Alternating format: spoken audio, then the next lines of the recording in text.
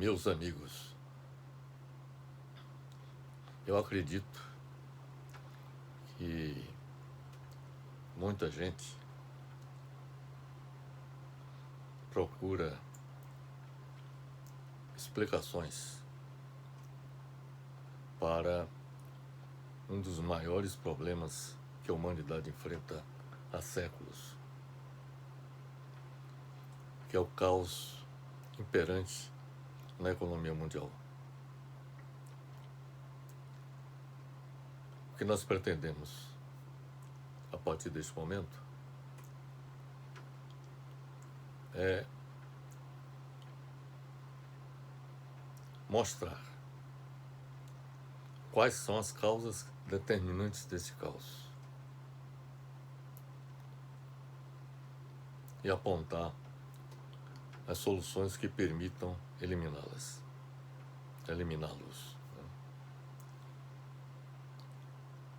É evidente que se nós nos defrontamos com qualquer tipo de problema, seja na economia, seja no campo social, seja no campo científico, no campo da saúde, por exemplo, ou da educação, se existem problemas em cada um desses sistemas, que há pouco citei,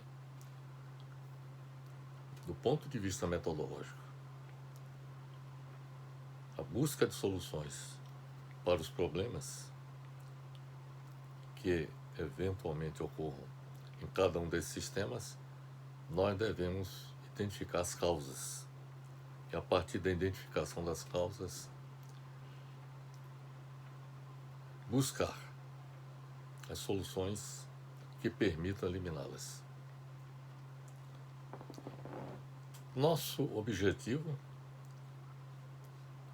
nesta nossa apresentação, é apresentar as causas do caos que impera há séculos na economia mundial e como eliminá-las. Estas causas, no meu entendimento, são explicadas pela ausência de mecanismos de feedback e controle do sistema capitalista mundial. E vamos lhes demonstrar ao longo da nossa apresentação. Então, a ausência de mecanismos de feedback e controle do sistema capitalista mundial é que contribui para o caos existente há séculos. E a ausência de mecanismo de feedback e controle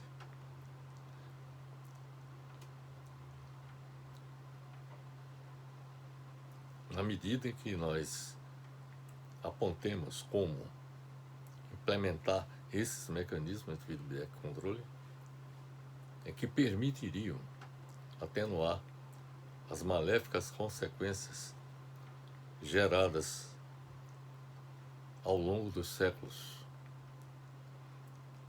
na economia mundial.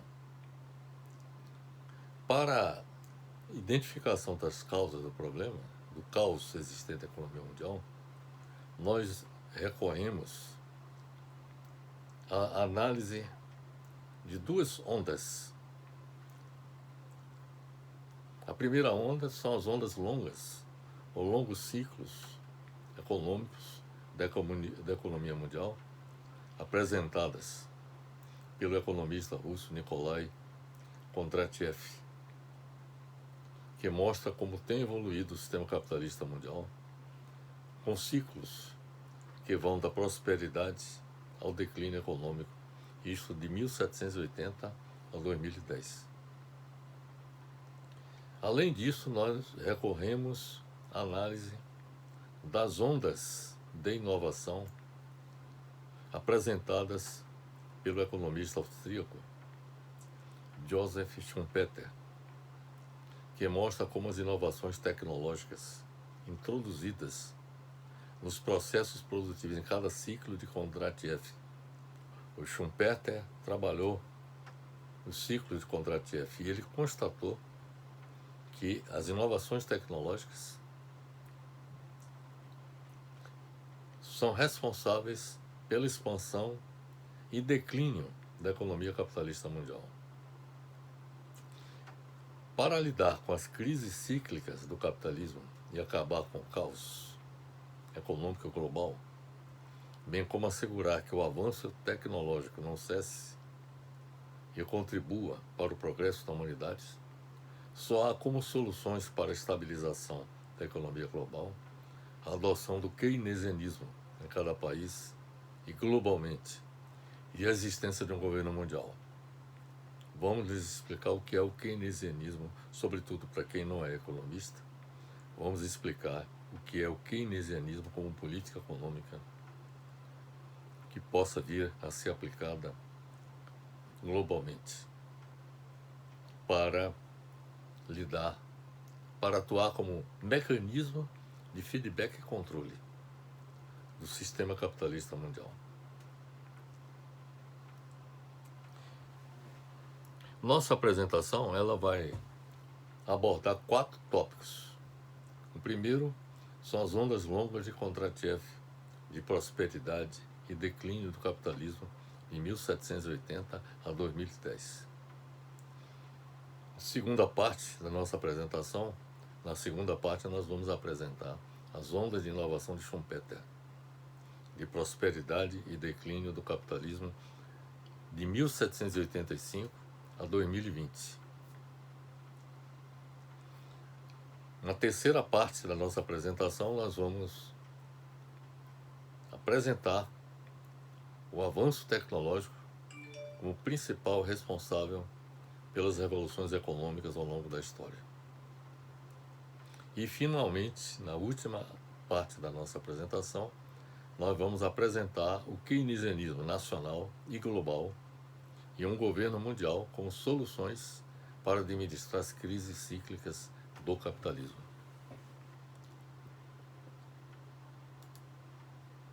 Estas são, portanto, meus amigos,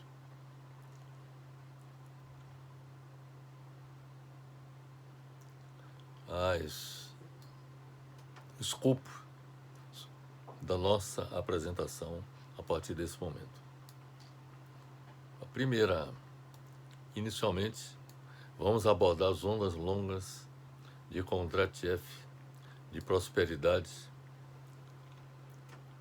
e declínio do capitalismo de 1780 a 2010.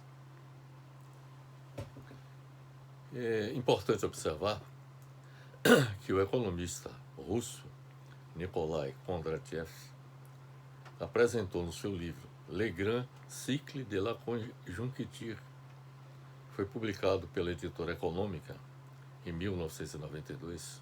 Ele apresentou neste livro os chamados superciclos, grandes ondas longas ou longos ciclos econômicos da economia mundial capitalista moderna. O Kondratiev, ele abordou até a segunda onda, que depois nós vamos lhes apresentar. Na realidade, são 6 ondas de Kondratiev que nós vamos apresentar. Kondratiev elaborou as 2 primeiras ondas. As subsequentes foram desenvolvidas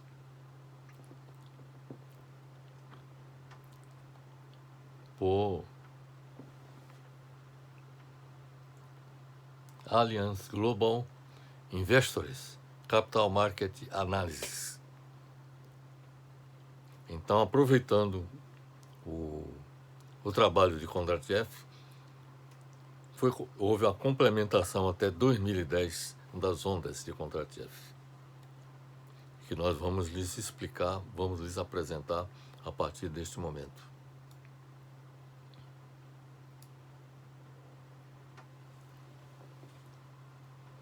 O Kondratiev, por sinal, ele foi incumbido do planejamento da economia soviética após a Revolução Russa, em 1917. Ele foi responsável pelo planejamento da economia soviética nos anos 1920. E ele teorizou que economias capitalistas se movem em um grande ciclo, que ficou conhecido como onda de Kondratiev. Ciclo esse que dura em média cerca de 50 anos. Na realidade, de 40 a 60 anos, como nós vamos demonstrar. Uma onda de Kondratiev consiste em um período de forte crescimento, seguido de desaceleração do crescimento. Ou seja, em cada onda há um estágio de forte crescimento e depois de desaceleração deste crescimento. Nós vamos mostrar uma figura em que são apresentados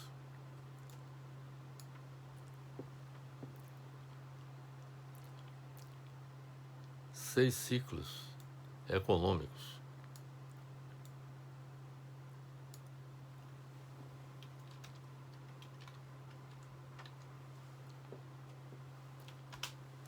de 1780 a 2010. Neste gráfico, na primeira onda de Kondratiev corresponde ao período da primeira Revolução Industrial, que vai de 1780 a 1830. E o carro-chefe, vamos dizer assim, dessa primeira onda foi a máquina a vapor, porque ela, ao ser introduzida nos processos produtivos e nos sistemas de transportes, revolucionou a economia. A economia britânica, sobretudo, foi onde foi implementada a primeira Revolução Industrial. A segunda onda de Kondratiev vai de 1830 a 1880 e corresponde à segunda Revolução Industrial. Os motores, vamos dizer assim, dessa segunda onda foram a ferrovia e a indústria do aço. Mas eu acrescentaria, além da ferrovia e da indústria do aço, por exemplo, a indústria automobilística, que foi introduzida a partir da segunda Revolução Industrial. A terceira onda de Kondratiev, ainda no contexto da segunda Revolução Industrial, que foi de 1880, ainda derivada da segunda Revolução Industrial, digo melhor, que vai de 1880 a 1930, os motores desse processo, dessa onda de expansão, vamos dizer assim, foi a eletrificação, a introdução do sistema de eletricidade em todo o mundo e a indústria química, o desenvolvimento da indústria química. A quarta onda, que vai de 1930 a 1970, aí foi comandada pela indústria automobilística e pela indústria petroquímica. A quinta onda de Kondratiev, de 1970 a 2010, foi comandada pela tecnologia da informação, pela tecnologia das comunicações, sobretudo das comunicações globais, como a internet. E a sexta onda de Kondratiev é o que inicia em 2010 até provavelmente 2050, ou seja, meados do século XX. Aí provavelmente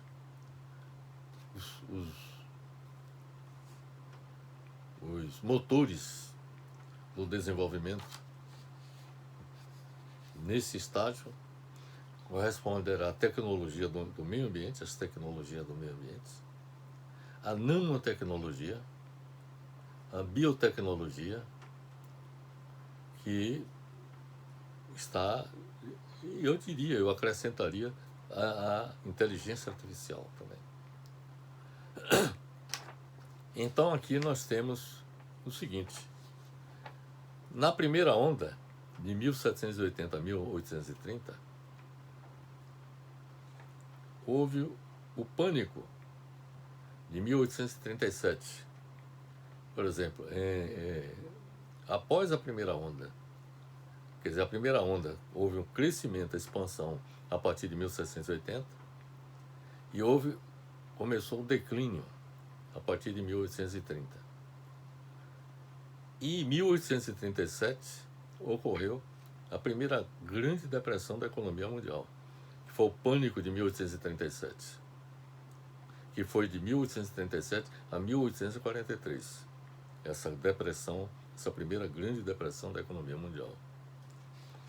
A segunda onda de Kondratiev, a expansão teve início em 1830. Quer dizer, depois da crise de 1837, houve a retomada. E essa retomada teve início em 1830, com novas tecnologias que foram introduzidas, até 1880. Mas o declínio que aconteceu a partir de 1880 levou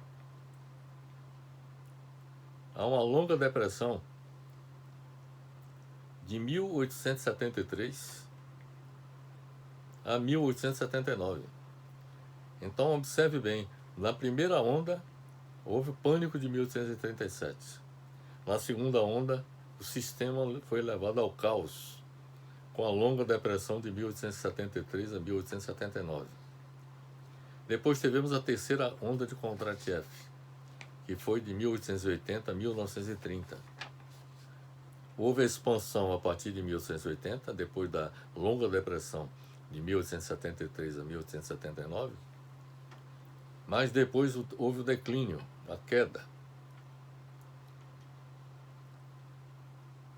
que culminou com a Grande Depressão de 1929, e que essa longa depressão só chegou ao fim em 1939.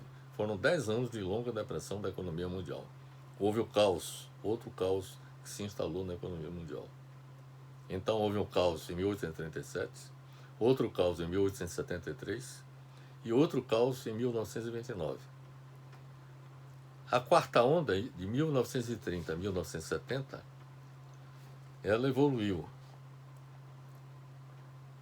a partir de 1930, sobretudo comandada pela indústria bélica, porque sobretudo de 1939 a 1945, houve voltosos investimentos, sobretudo pelas grandes potências da época, Estados Unidos, Alemanha, Inglaterra, França, Japão. Houve investimentos maciços na indústria bélica, que alavancou a economia mundial. Quer dizer, foi preciso a Segunda Guerra Mundial para que houvesse alavancagem da economia mundial. E essa expansão que aconteceu a partir de 1930, ela evoluiu até 1970, mas a partir de 1970 houve o declínio. E aí ocorreu a primeira e a segunda crise de petróleo, de 1974 a 1980. Além da crise do petróleo, tivemos a crise da dívida externa, da grande maioria dos países do mundo. Praticamente todos foram levados à insolvência. Então se estabeleceu o caos na economia mundial por conta da crise do petróleo e da crise da dívida externa. A quinta onda de Kondratiev, que foi de 1970 a 2010, também houve uma expansão a partir de 1970. Aí, como eu disse, movido pela tecnologia da informação, da tecnologia das comunicações globais, a internet, por exemplo. Então, essa expansão, por exemplo, atingiu o ápice em 2010, ou melhor, em 2008, ou melhor, em 2007, quando ocorreu a grande recessão de 2007 a 2009. Foi uma crise financeira que começou nos Estados Unidos e se espalhou por todo o mundo e que produziu um caos também na economia mundial. Então, meus amigos, esse gráfico que nós vou lhes mostrar agora mostra claramente que a economia vive um processo de expansão e de declínio. Expansão e declínio. E essa curva que mostra a expansão e declínio está bastante clara, com as subidas e descidas da economia produzindo caos, que há pouco lhes expliquei, abordando cada uma das ondas de Kondratiev. Então aqui dá para vocês perceberem que aqui houve expansão, declínio. Expansão, declínio. Expansão, declínio. Expansão, declínio. De modo que o caos é uma marca dominante do capitalismo desde 1780, de acordo com as ondas de Kondratiev.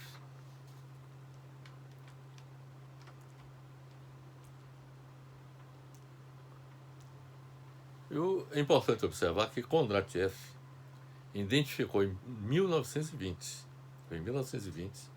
ele identificou que existiam 3 fases em cada ciclo econômico. O ciclo econômico é representado por cada processo desse. Por exemplo, a primeira onda é um ciclo econômico. A segunda é outro ciclo econômico. E assim sucessivamente. Cada subida e cada descida corresponde a um ciclo. E o que Kondratiev observou é que cada ciclo econômico capitalista ele tem no início um processo de expansão, mas que depois é levado à estagnação, ou seja, o declínio e recessão da economia. Esta teoria ondulatória é ondulatória porque, na realidade, essa evolução é por ondas. Isso aqui é como se fosse ondas. São ondas, as ondas, por isso que isso é chamado ondas de Kondratiev.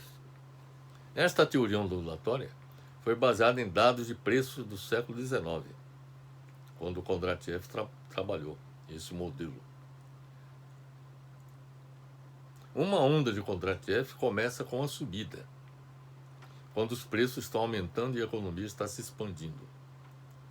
A subida termina quando o aumento da inflação provoca uma recessão, que é o que acontece, de modo geral, com cada uma das ondas de Kondratiev. A tese de Kondratiev é de que os ciclos econômicos consistem em períodos alternados de alto crescimento e período de crescimento relativamente lento, com ondas variando de 40 a 60 anos. Na opinião dele, essas ondas aqui, elas variam de 40 a 60 anos. Então, essa onda teria de 40 a 60. Depois eu vou mostrar para cada onda qual a duração de cada uma delas.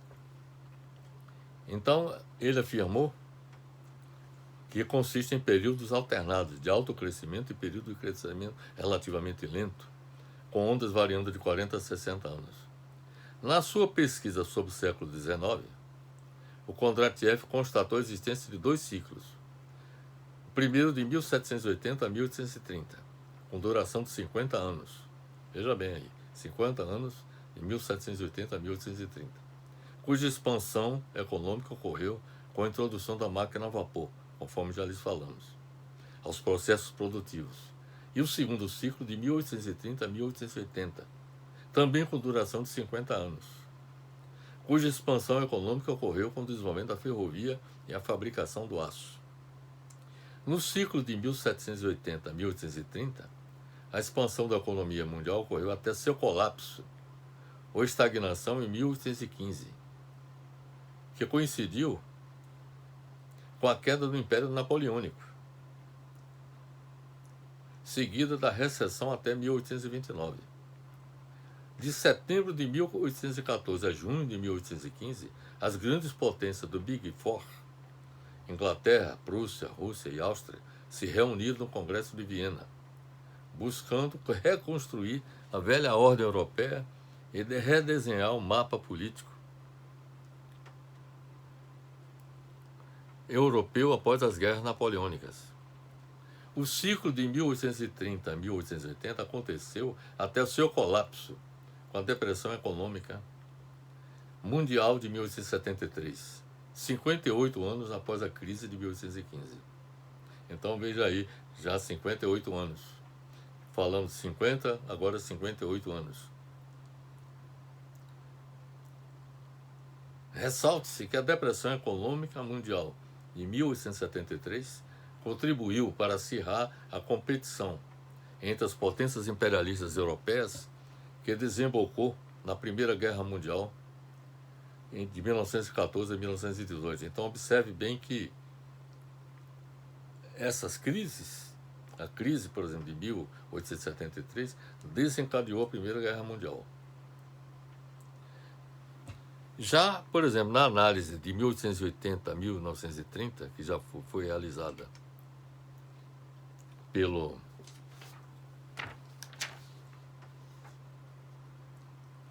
Allianz Global Investors Capital Market Analysis, esta análise, que foi processada de 1880 a 1930, daí em diante não foi por Kondratiev, ele já não estava mais vivo. Aí já foi realizada por esta instituição, a Allianz Global Investors Capital Markets.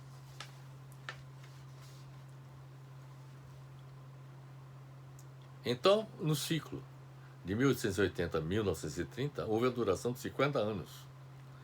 A expansão da economia mundial ocorreu quando houve disseminação da utilização da eletricidade e o desenvolvimento da indústria química, conforme já lhes falei, que evoluiu até o seu colapso com a Grande Depressão de 1929, 56 anos após a crise de 1873. Então, eu estou analisando também a duração entre as crises, a de 1873 e a 1929, são 56 anos. A Depressão Econômica Mundial de 1929 contribuiu decisivamente para a eclosão da Segunda Guerra Mundial. Aí observe que o caos na economia produz também guerras. A Primeira Guerra Mundial resultou do caos da Depressão Econômica de 1873. E a Segunda Guerra Mundial resultou do caos da Grande Depressão de 1929.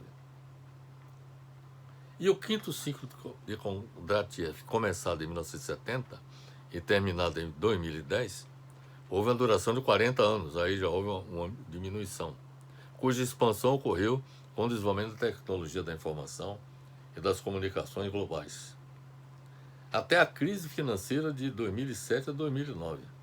Aí observe o seguinte, que ocorreu 33 anos após as crises de 1974 e 1980, quando ocorreu a crise do petróleo,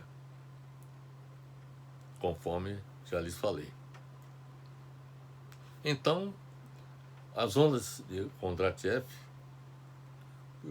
eu demonstrei de forma indiscutível que o sistema capitalista opera baseado em ciclos, que tem durações de 40 a 60 anos, em média 50 anos de duração, e que elas produzem crises, caos econômico, que em duas oportunidades contribuíram para o advento da Primeira Guerra Mundial e da Segunda Guerra Mundial. Então, se nós queremos impedir que o mundo se defronte com a possibilidade de uma nova conflagração mundial, é preciso que o caos na economia capitalista, que prevaleceu ao longo da sua história, ela seja eliminado esse caos. Vamos lhes apresentar agora, falar sobre as ondas de inovação de Schumpeter, de prosperidade e declínio do capitalismo de 1785 a 2020. É importante observar que os estudos sobre os ciclos econômicos longos de Kondratiev foram retomados pelo economista austríaco Joseph Schumpeter, um dos mais importantes economistas da primeira metade do século XX, que interpretou que estes ciclos não são repetitivos. Schumpeter afirmou que as inovações constantes e cada vez mais frequentes no capitalismo tornam os ciclos de Kondratiev progressivos.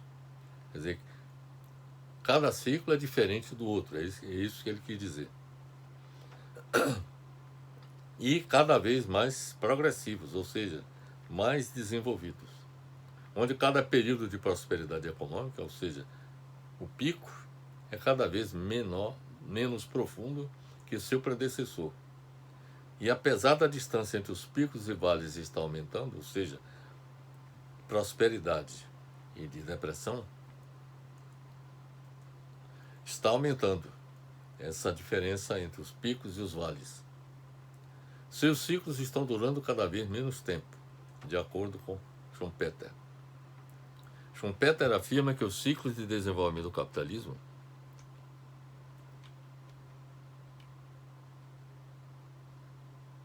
acontecem graças ao que ele denomina de destruição criativa, que está na essência das novas tecnologias que destroem as antigas, tornando-as obsoletas.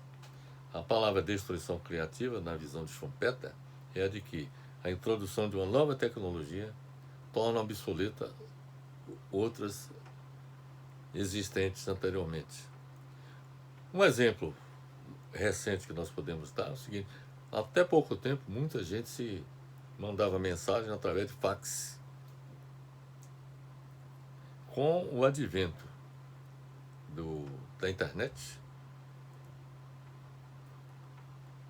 o fax se tornou obsoleto e foi abandonado. Então houve uma destruição do fax. E a isso o Schumpeter chama de destruição criativa, porque o fax foi substituído por uma tecnologia mais avançada. É isso que ele quis dizer. E aí ele afirma que a destruição criativa está na essência das novas tecnologias que destroem as antigas, tornando-as obsoletas, e que surgem como ondas. Ele afirma que essas novas tecnologias surgem como ondas, aleatoriamente, e geralmente vem acompanhada do aumento da produtividade do capital e do trabalho, que é isso que tem acontecido ao longo da história da humanidade. Quando os empresários e inovadores conseguem alocar produtos e processos com vantagens competitivas em relação aos seus concorrentes tecnologicamente defasados. Aí a defasagem tecnológica é um dos responsáveis pelo declínio, pela derrocada de muitas empresas no mundo dos negócios. Quando os empreendimentos inovadores destruíam empresas e modelos de negócios antigos e ultrapassados. A expressão de destruição criativa de Schumpeter significa que novas tecnologias introduzidas nos processos produtivos, em cada ciclo, são responsáveis pela expansão e declínio da economia capitalista.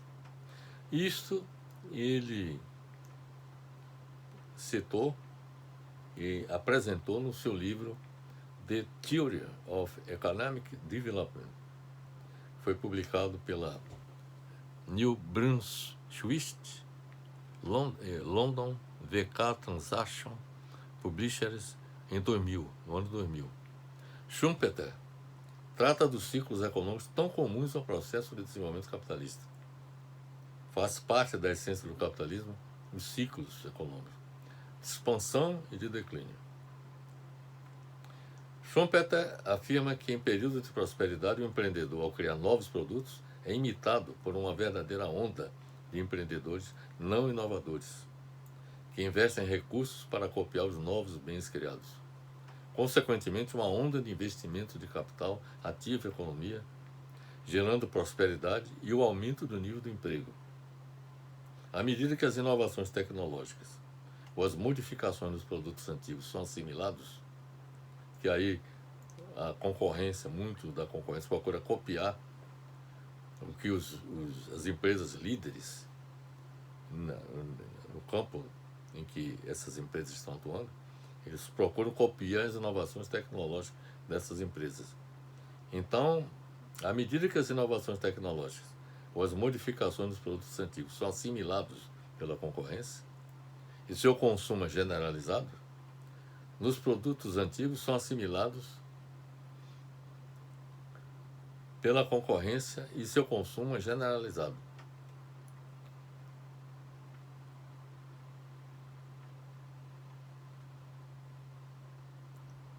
A taxa de crescimento da economia diminui com o tempo, o que não gera mais ganhos extraordinários, porque esse processo de expansão ele atinge o ápice e depois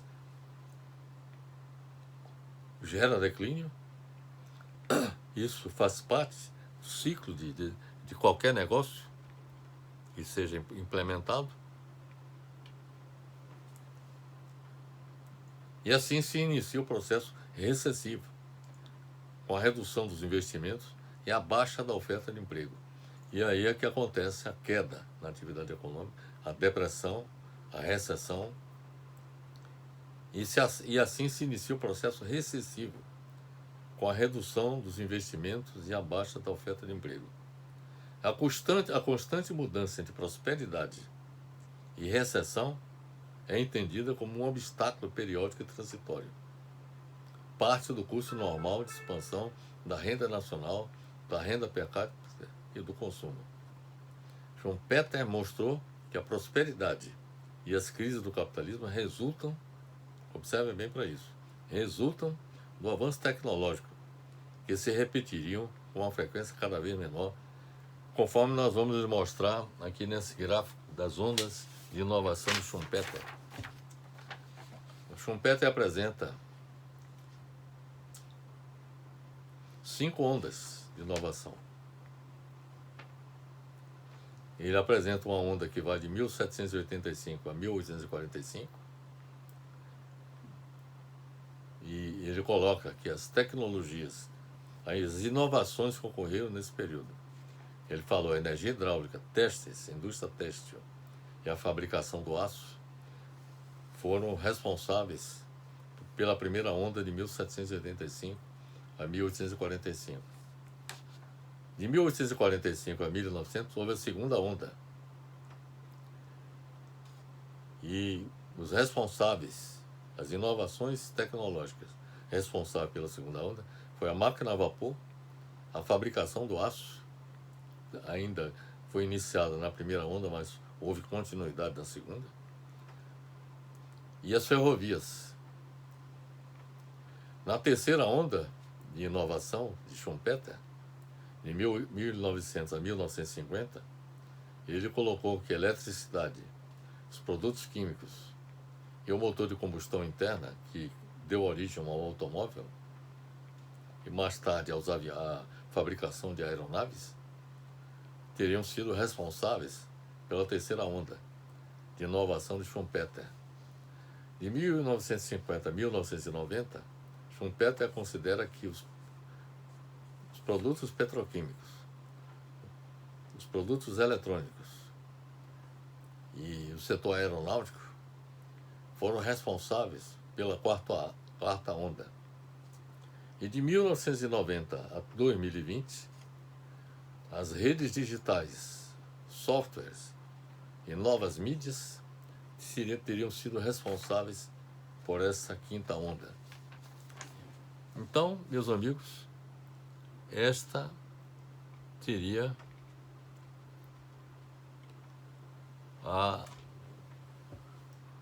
as observações que eu teria a fazer com relação às ondas de inovação de Schumpeter. Eu gostaria de observar que a duração das ondas de Schumpeter varia de 30 a 60 anos. E ela é baseada na teoria do ciclo de Kondratiev, conforme nós lhes apresentamos anteriormente, cuja duração, no caso de Kondratiev, varia de 40 a 60 anos.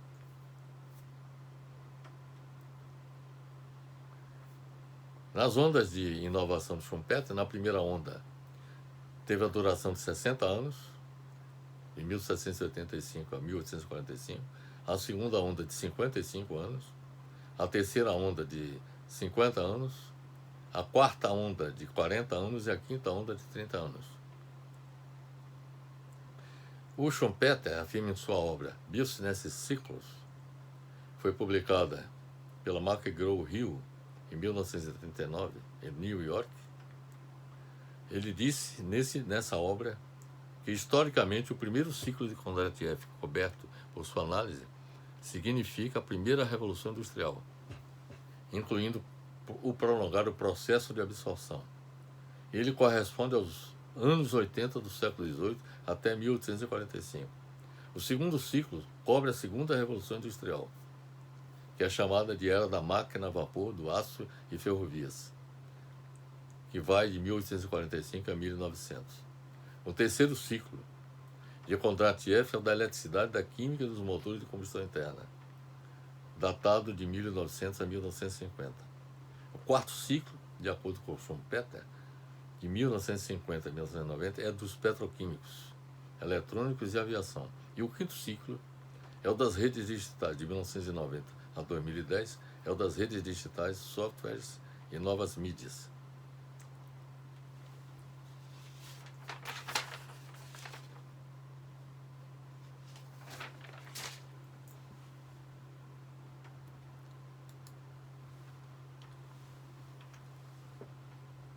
Bem, com isso nós apresentamos as ondas de Kondratiev e de Schumpeter.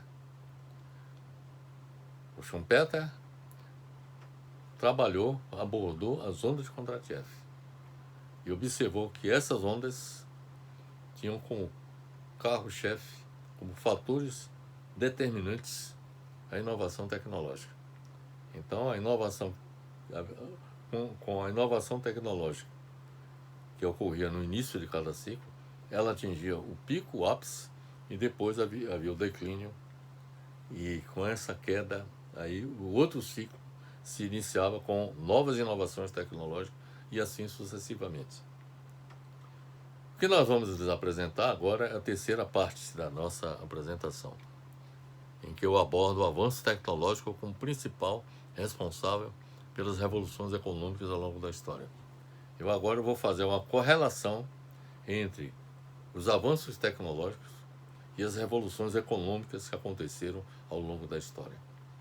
Muita gente imagina que as revoluções econômicas aconteceram graças à ação de grandes lideranças, líderes revolucionários que, mobilizando as massas, promovia mudanças nas sociedades, e as revoluções econômicas aconteciam a partir dessa ação. Trata-se de um equívoco esse tipo de abordagem, porque na realidade as revoluções econômicas elas são movidas pelo avanço tecnológico. E o avanço tecnológico gera revoluções econômicas essas que fazem com que se imponha ao conjunto da sociedade onde essas revoluções aconteceram a necessidade de haver mudanças na superestrutura política e jurídica.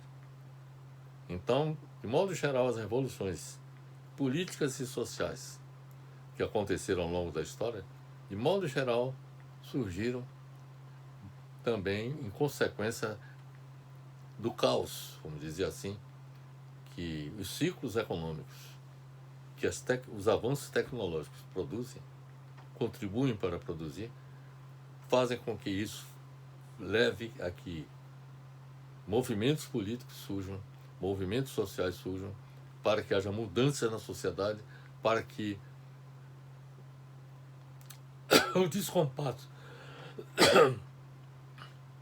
para que se elimine o descompasso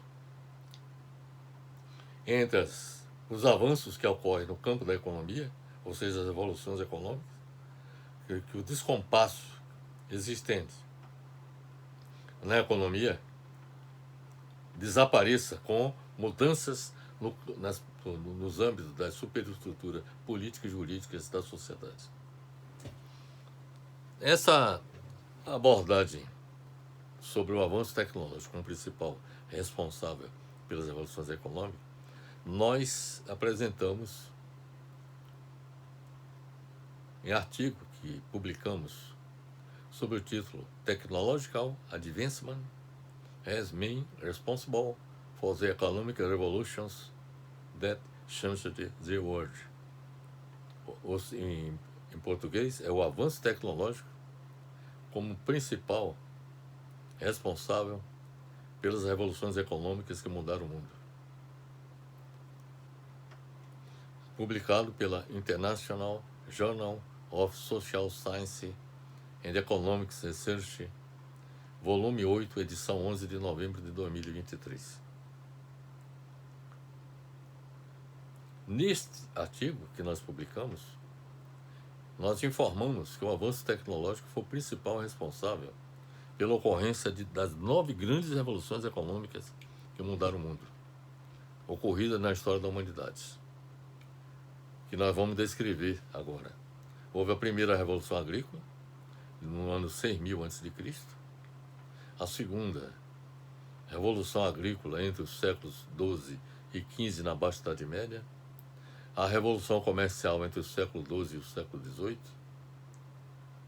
a terceira revolução agrícola nos séculos XVII e XVIII na Inglaterra, a primeira revolução industrial entre 1780 e 1830, a segunda revolução industrial entre 1860 e 1900, a quarta revolução agrícola entre as décadas de 1960 e 1970 do século XX, a terceira revolução industrial na década de 1970 e a quarta revolução industrial ou revolução informacional ou pós-industrial na atualidade. Então, essas 9 revoluções industriais, elas foram resultantes de avanços tecnológicos. E é o que nós vamos mostrar agora. Por exemplo, a primeira revolução agrícola, ocorrida no ano 6.000 a.C., foi nesse período que o homem descobriu o fogo. Ou seja, passou a fazer e a controlar o fogo. Esta descoberta possibilitou o início no controle de técnicas para dominar a produção de alimentos, porque até antes da descoberta do fogo, os seres humanos se alimentavam, no caso, por exemplo, de carnes de animais resultantes da caça, carne crua, ou peixe que era pescado, peixe cru.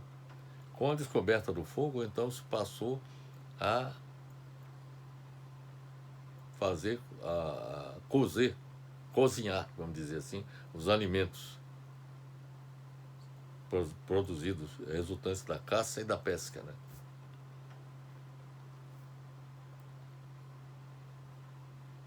Para que ocorresse a primeira revolução agrícola, foi de fundamental importância, a descoberta e o uso, por exemplo, das sementes.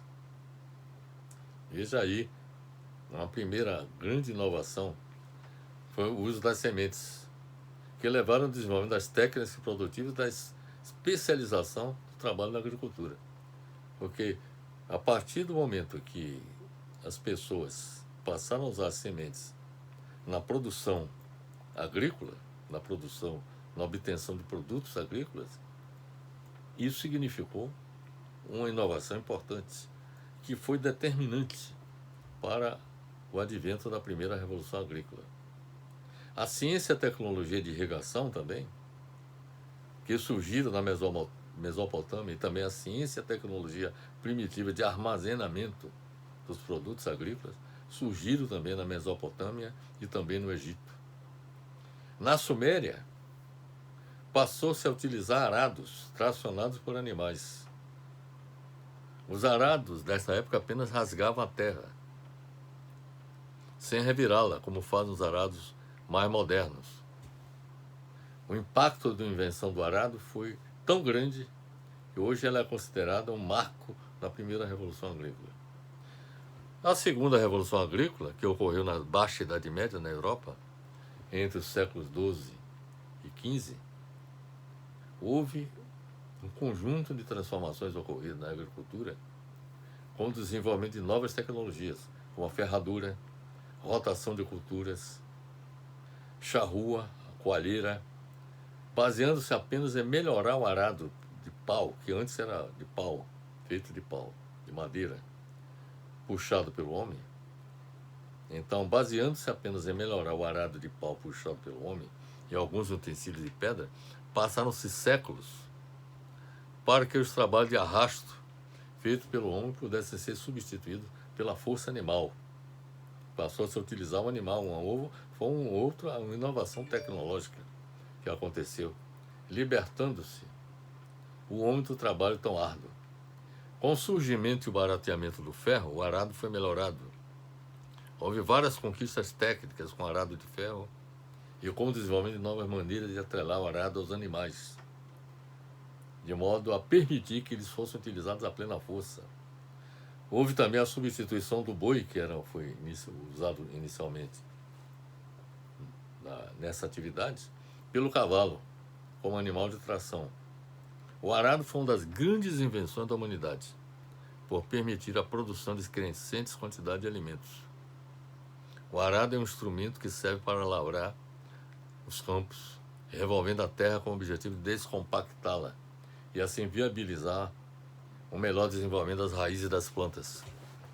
Além desse objetivo primacial, a aração, o uso do arado, permite um maior arejamento do solo, o que possibilita o desenvolvimento de organismos úteis, como as minhocas, além de, em alguns casos, permitir a mistura de nutrientes, como adubos, sejam químicos, orgânicos, corretivos de acidez, etc. Depois da primeira e da segunda Revolução Industrial, nós tivemos a Revolução Comercial. Foi fruto dos novos tempos vividos na Europa entre os séculos XII e XVIII, e que foi resultado de considerável desenvolvimento da navegação e do comércio de alto mar, que ganharam impulso com a construção de novos tipos de embarcação e o aperfeiçoamento da cartografia e de instrumentos como a bússola, importantíssimos na navegação. Observa aí a importância da inovação tecnológica no desencadeamento da Revolução, não só da primeira Revolução Agrícola, da segunda, mas também da Revolução Comercial. Por exemplo, novos tipos de embarcação foram desenvolvidos. Houve aperfeiçoamento da cartografia e também da bússola, como importantes instrumentos da navegação. Foi a Revolução Comercial que desencadeou o processo de globalização que nós estamos vivenciando. Começou lá do século XV. E para isso acontecer, houve a contribuição do avanço tecnológico no campo da navegação marítima. A terceira Revolução Agrícola aconteceu com as inovações agrícolas, que foi um processo que se iniciou no final do século XVII e no final do século XVIII na Inglaterra e na Holanda também. Durante o século XVII e XVIII, os grandes proprietários rurais ingleses, nobres e burgueses, aumentaram o tamanho de suas terras, com a anexação de terrenos baldios, que passaram a utilizar cercas. Houve o cercamento dos terrenos. Com isso, possibilitou a criação do gado. Houve uma inovação tecnológica. Quer dizer, a cerca possibilitou a criação do gado. Novas técnicas agrícolas aumentaram a produtividade das terras, com o uso do cavalo como animal de tração. A produção e o consumo de leguminosas também, que melhorou a qualidade de vida. A rotação trienal do plantio. Então, as pessoas passavam a produzir em locais, em áreas diferentes, fazendo uma rotação da atividade produtiva no campo.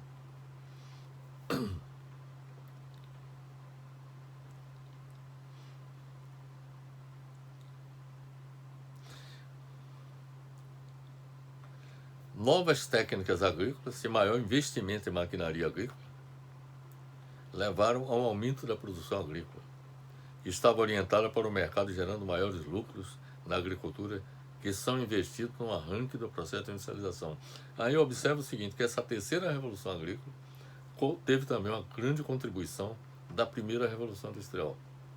quando maquinarias agrícolas foram produzidas e foram introduzidas na agricultura. A primeira Revolução Industrial ocorreu na Inglaterra no final do século XVIII, de 1780 a 1830. No início do século XIX, multiplicaram-se as fábricas, que nasceram na Inglaterra no fim do século XVIII, cujo desenvolvimento foi marcante, particularmente nos setores mais dinâmicos da época, o têxtil e a metalurgia. A primeira Revolução Industrial ficou caracterizada por duas importantes invenções, a máquina a vapor e a locomotiva. Foi introduzida a prática mecânica com máquinas a vapor e a carvão, o trabalho assalariado, e a sociedade deixou de ser rural para ser urbana. Quer dizer, as cidades se desenvolveram freneticamente a partir desse período. A principal particularidade da primeira Revolução Industrial foi a substituição do trabalho artesanal, que até antes o trabalho era artesanal. As pessoas produziam, cada domicílio era também um local de produção, de trabalho. A fábrica também foi uma inovação tecnológica que contribuiu para o desenvolvimento das sociedades. Quer dizer, ao invés de produzir em cada domicílio, como acontecia na época do trabalho artesanal, passou-se a concentrar o trabalho num local em que as pessoas se reuniam e, de forma organizada, desenvolviam suas atividades. A utilização de máquinas nas indústrias, que desempenhavam grande força e agilidade, movida a energia do carvão, porque o carvão era o combustível dominante na época, proporcionou uma produtividade extremamente elevada e crescente, fazendo com que a indústria se tornasse uma excepcional alternativa econômica que se difundiu por todo o mundo. Já a segunda Revolução Industrial ficou conhecida como a Era do Aço e da Eletricidade.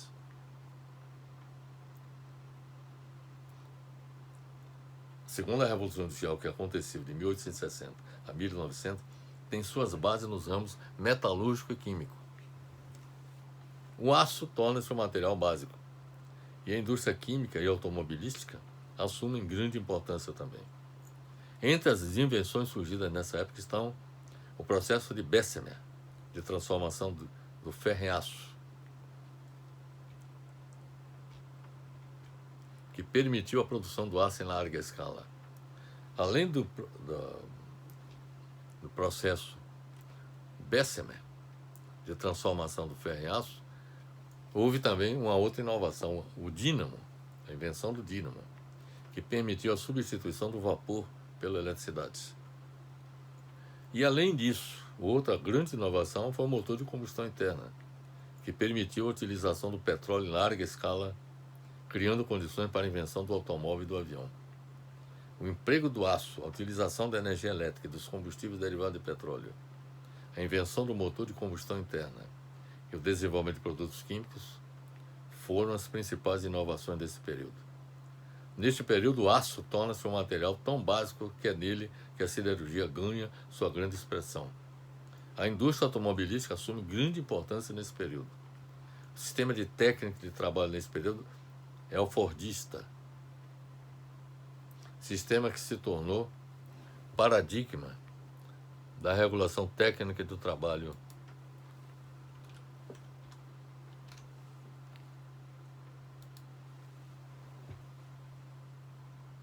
conhecido em todo o mundo industrial. A tecnologia característica desse período é o aço, a metalurgia, a eletricidade, a eletromecânica, o petróleo, o motor, a combustão interna e a petroquímica. A eletricidade e o petróleo são as principais formas de energia, que ainda prevalece até hoje. A terceira Revolução Industrial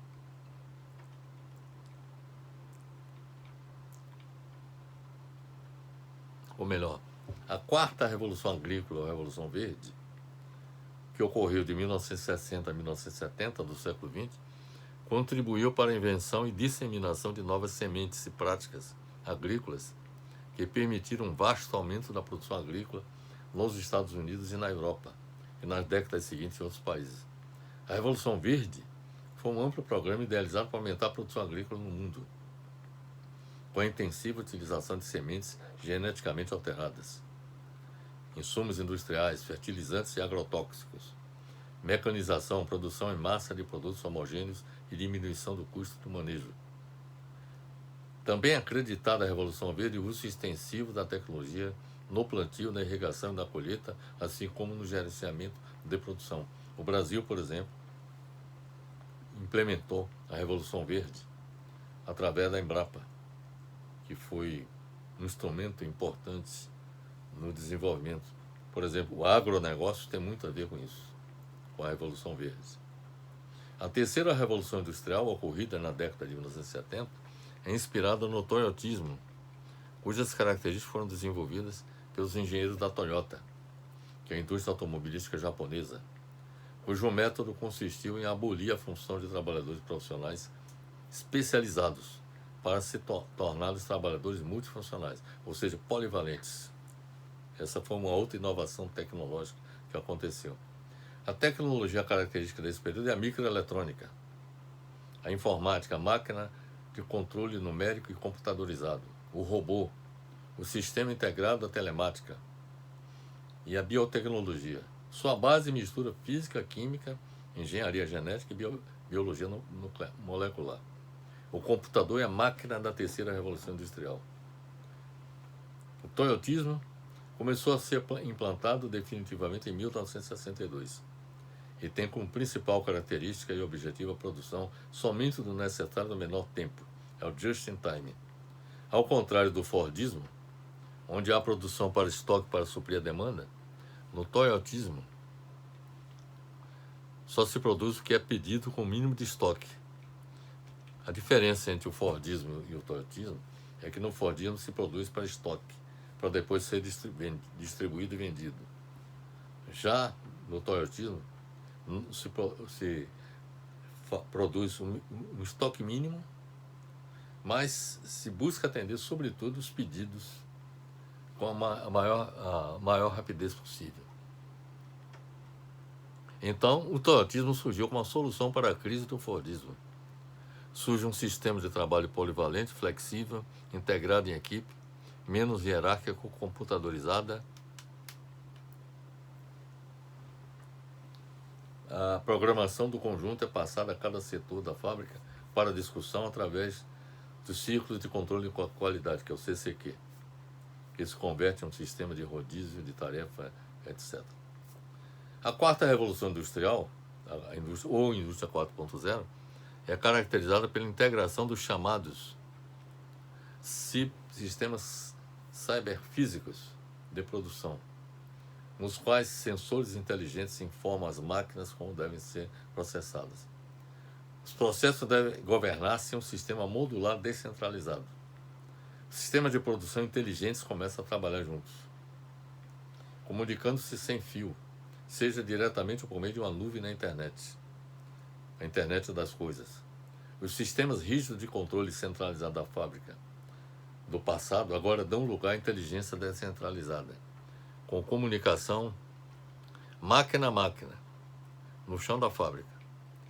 A internet das coisas representa a conexão lógica de todos os dispositivos e meios relacionados ao ambiente produtivo.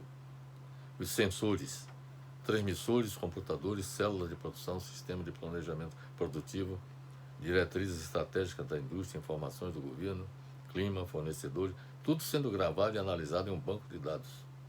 Aí se usa o chamado Big Data. O conceito de máquina para máquina representa a interconexão entre células de produção com os sistemas passando a trocar informações entre si. As máquinas se comunicam entre si de forma autônoma, tomando decisões de produção, custo, contingência, segurança através de um modelo de inteligência artificial complementado pela inteligência, pela internet das coisas. Portanto, meus amigos, fica bastante evidente que as inovações tecnológicas foram determinantes para o advento das revoluções econômicas. E elas também de acordo com Schumpeter, foram determinantes da evolução das ondas cíclicas do capitalismo, que contribuem para gerar prosperidade, mas também o declínio e, com consequência disso, o caos. E, para lidar com o caos, nós vamos abordar na nossa apresentação, a última parte da apresentação, que é o keynesianismo nacional e global e um governo mundial como soluções para administrar as crises cíclicas do capitalismo. É isso que pretendemos fazer a partir desse momento. Em que nós, pelo que nós apresentamos, as causas do caos imperante na economia mundial são explicadas com a análise das ondas longas ou longos ciclos de Kondratiev e também com as ondas de inovação do economista austríaco Joseph Schumpeter.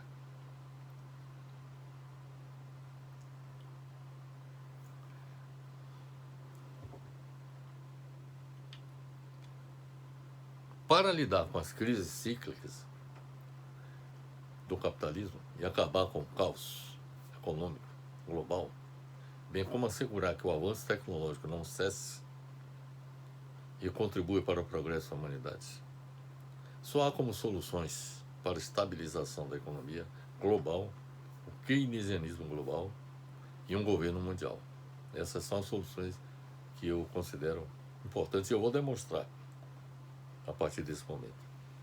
A política econômica keynesiana, meus amigos, adotada nacionalmente e globalmente, e a existência de um governo mundial, são soluções para obter estabilidade da economia mundial, eliminar o caos que tem lhe caracterizado ao longo da história, conforme está demonstrado pelas ondas de Kondratiev, de 1780 a 2010, e as ondas de inovação de Schumpeter, de 1785 a 2020, com ciclos de prosperidade e declínio do sistema capitalista mundial. O grande economista John Maynard Keynes promoveu uma revolução na doutrina econômica com sua obra A Teoria Geral do Emprego, do Juro e da Moeda, lançada em 1936. O pensamento de Keynes, econômico de Keynes, defende, observe bem para isso, a utilização do Estado Nacional como um agente ativo na estabilização da economia contra a recessão e alta do desemprego. Veja bem, ele considerava a utilização do Estado Nacional como um agente ativo na estabilização da economia contra a recessão e alta do desemprego.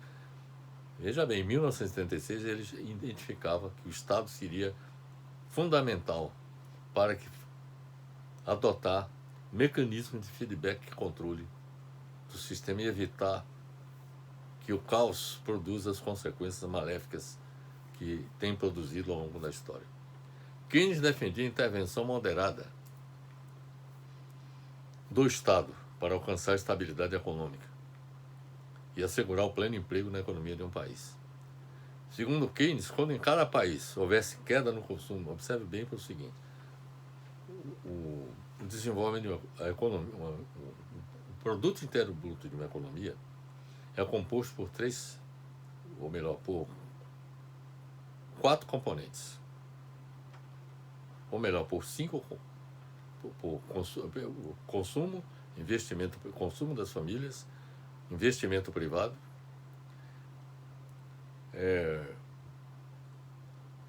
saldo comercial, na balança comercial, e os gastos do governo. Então são 4 parcelas que somadas contribuem para a formação do PIB, ou seja, para o crescimento da economia. É o consumo das famílias, é o investimento do setor privado, é o saldo na balança comercial, ou seja, a diferença entre exportação e importações, e o gasto do governo, ou seja, os investimentos, seja nos gastos e custeio e mais investimento patrocinado pelo governo. Sobretudo em infraestrutura. Então, o Keynes, ele considerava o seguinte, e quando houvesse queda no consumo das famílias e do investimento privado, bem como houvesse déficit na balança comercial, ou seja, receita de exportações menor do que o gasto com importações, ou seja, vendo déficit, o governo deveria levar os investimentos governamentais para compensar a queda no produto interno bruto, assegurando desta forma a estabilidade da economia e o pleno emprego. Keynes estava absolutamente correto. Porque na medida que o consumo das famílias, o investimento privado acontece e há déficit na balança comercial, quer dizer, aí com isso contribui para um declínio da economia, o governo deveria atuar no sentido de aumentar o investimento governamental para compensar essa queda. É dessa forma que o mecanismo de feedback e controle deveria acontecer. E isso, houve essa prática, com a adoção dessa política keynesiana a partir da Segunda Guerra Mundial, quando muitos países, eu diria até antes mesmo da Segunda Guerra Mundial, a partir da década de 30, quando muitos países passaram a adotar esse modelo keynesiano, em que o governo atuava como um instrumento para compensar, digamos, as quedas no consumo, no investimento e também na balança comercial. Nessa circunstância, o keynesianismo atuaria como um mecanismo de feedback e controle, exercido pelos governos nacionais. E isso, Keynes já colocava essa política como fundamental para que houvesse estabilidade da economia e o pleno emprego. O keynesianismo foi bem sucedido após a Segunda Guerra Mundial, quando contribuiu decisivamente para o desenvolvimento econômico da maioria dos países do mundo, de 1945 até 1965, que é o denominado Golden Age, Era de Ouro. 45, ou seja, depois da Segunda Guerra Mundial, até 1965, foi um chamado período Era de Ouro. É preciso observar que os anos gloriosos de 1945 a 1965 nesse período foram registrados índices ímpares. Em nenhuma época a economia capitalista mundial apresentou desempenho tão extraordinário quanto desse período de 1945 a 1965. Foram registrados índices ímpares de crescimento econômico e geração de emprego e renda na economia mundial. O Brasil, por exemplo, foi muito beneficiado por esse processo. A industrialização que aconteceu no Brasil teve muito a ver com a adoção de políticas keynesianas e a efetiva, ativa participação do governo nesse processo.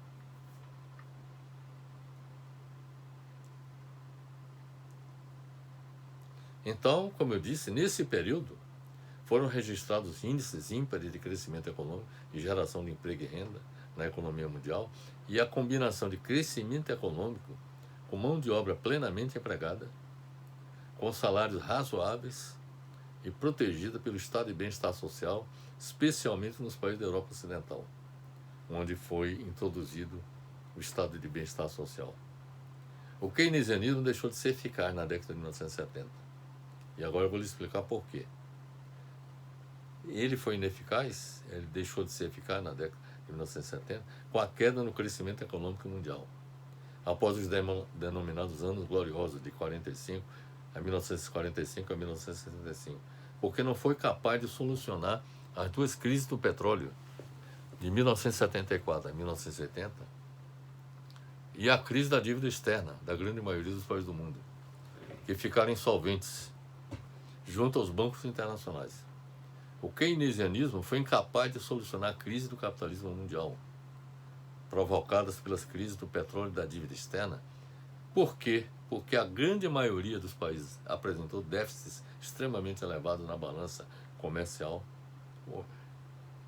e eu diria melhor,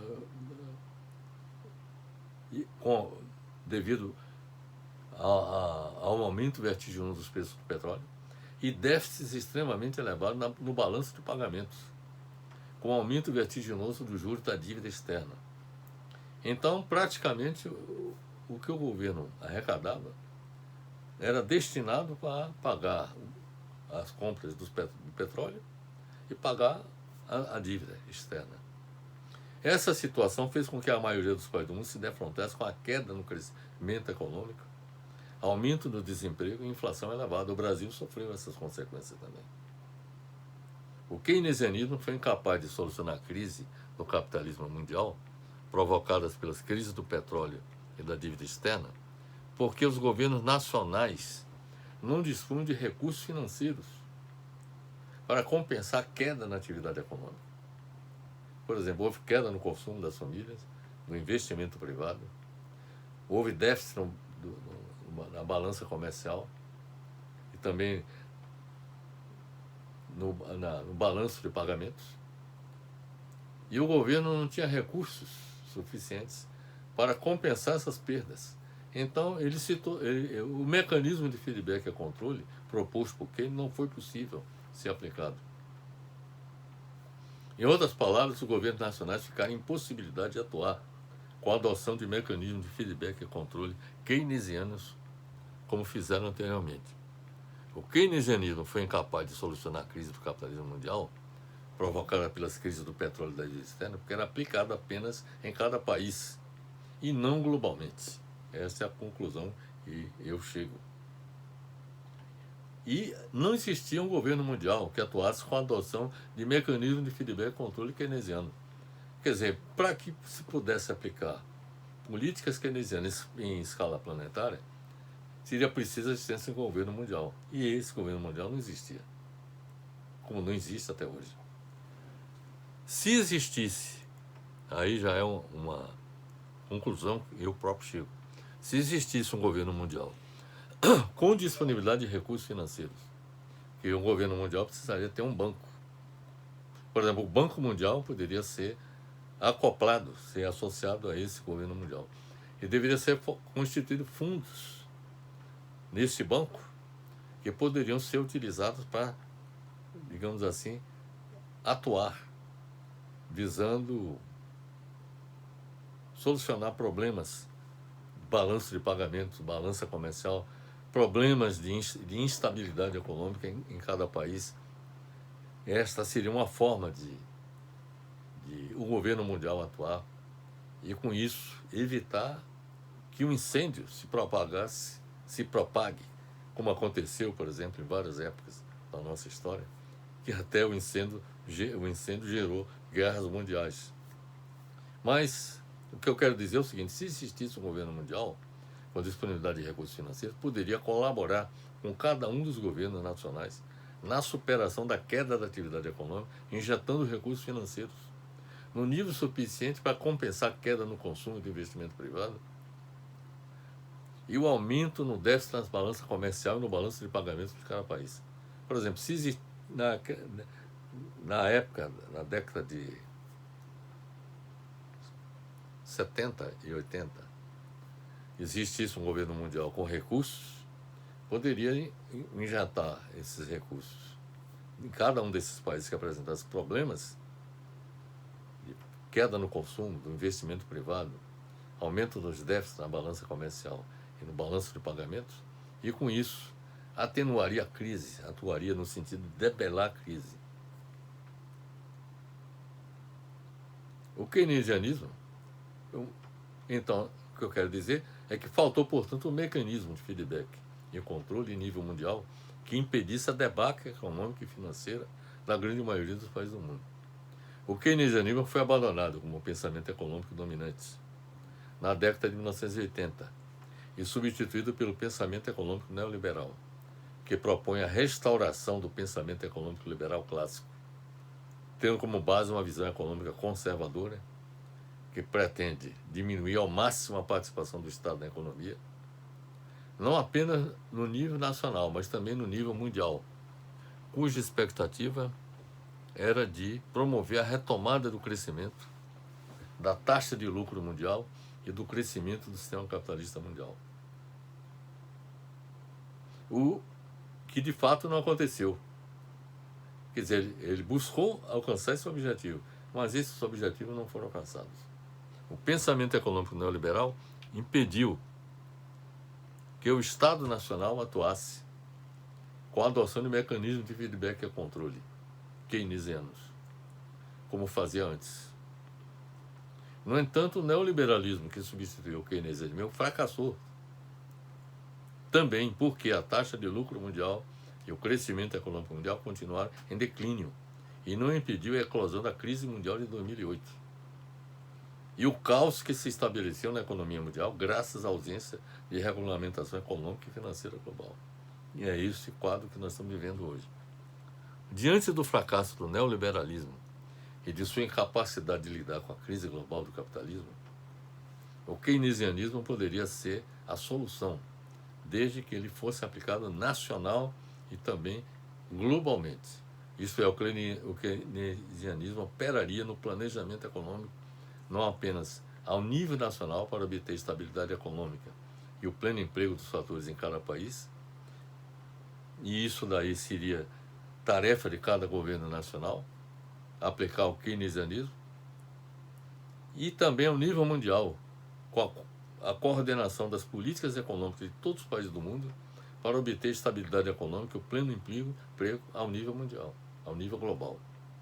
O keynesianismo seria adotado, portanto, ao nível planetário, visando assegurar a estabilidade econômica e o pleno emprego dos fatores globalmente.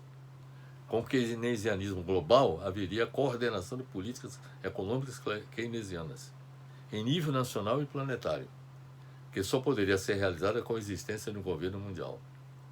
Esta seria a forma de obter estabilidade da economia mundial, para lidar com as crises cíclicas do capitalismo mundial, conforme nós demonstramos ao apresentar as ondas de Kondratiev, a primeira figura que nós mostramos, e as ondas de inovação de Schumpeter, quando nós apresentamos a segunda figura. Com o keynesianismo global, adotado no planejamento da economia mundial e a existência do governo mundial, seria possível eliminar o caos gerador de incertezas que caracteriza a economia mundial, sujeita às instabilidades constantes. A eliminação do caos ou atenuação da instabilidade e da incerteza, com suas turbulências e seus riscos, na economia mundial só será alcançada com a existência de um governo mundial, com a disponibilidade de recursos financeiros suficientes que atuaria para assegurar a coordenação entre as políticas econômicas keynesianas adotadas em cada país e globalmente. Para ser eficaz, o governo mundial deveria adotar o processo de planejamento keynesiano da economia, que contribui para eliminar a instabilidade e a incerteza com suas turbulências e seus riscos. Para viabilizar o governo mundial, meus amigos, é preciso que de início seja constituído um Fórum Mundial pela Paz e no Progresso da Humanidade, por organizações da sociedade civil e governos de todos os países do mundo que estejam interessados em buscar uma solução para esse problema crônico do capitalismo, que é o caos na economia global. Neste fórum, seriam debatidos e estabelecidos os objetivos e estratégias de um movimento mundial pela constituição de um governo mundial, um parlamento mundial e uma Corte Suprema Mundial. É preciso que tenha tudo isso, visando sensibilizar a população mundial e os governos nacionais no sentido de tornar a realidade um mundo de paz e de progresso para toda a humanidade. A existência de um governo mundial não só permitiria eliminar o caos da economia, mas seria um instrumento importante no sentido de assegurar a paz mundial, ou seja, a convergência de todos os países, de todos os povos do mundo, na construção de um ambiente de confraternização universal. E esse governo mundial, além de contribuir para que a paz se estabeleça na sociedade, contribuiria também para o progresso econômico e para que também, atuando sobre a questão do meio ambiente, evite a catástrofe ambiental que se anuncia para o futuro, na medida em que o caos também que ocorre no que concerne ao meio ambiente do nosso planeta também seja efetivamente enfrentado.